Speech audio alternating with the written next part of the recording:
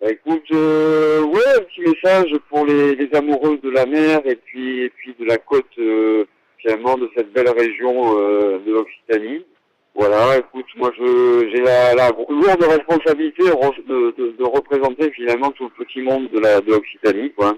Pour l'instant, ça se passe, on va dire, pas trop mal. Pas trop mal. Écoute, le début de course Atlantique a pas été simple finalement.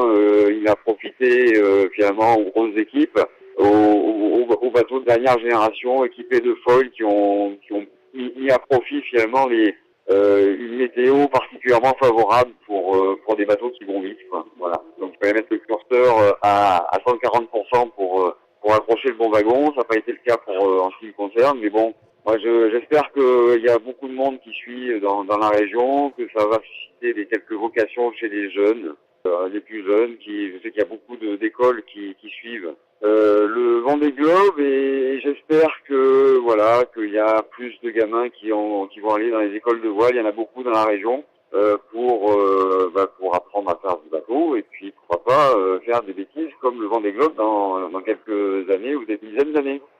Écoute, elle nous rattrape, elle a une dépression, elle rattrape un peu tout le monde. Elle arrive de très très loin, elle arrive d'Argentine. Elle a traversé tout l'océan Atlantique et puis là elle arrive sur notre zone. Elle est assez costaud. En fait, moi je vais avoir plutôt des bonnes conditions là pour aller vite à partir de maintenant jusqu'à demain matin jusqu'au passage du front. Donc là je fais de l'est. J'essaie d'aller assez vite. Là je suis entre 15 et 20 nœuds en moyenne. Je suis un peu en avance sur mes routages d'ailleurs. Et demain matin, il y aura le passage du front avec des rafales assez fortes. J'attends 40-45 nœuds. Et après, le vent va tourner, va passer au sud-ouest.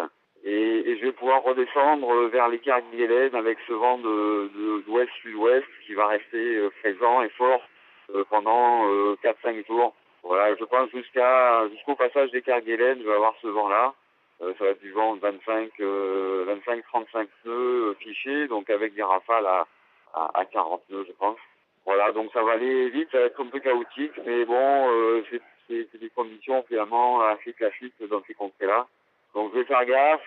Moi j'ai mis un peu de nord finalement dans ma route pour essayer d'avoir le moins de rafales fortes possible, et puis un peu moins de mer qu'un peu plus au sud.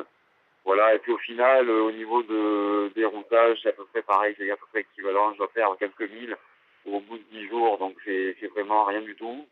Voilà, et c'est un peu plus safe pour le bateau et pour le bonhomme aussi, quoi.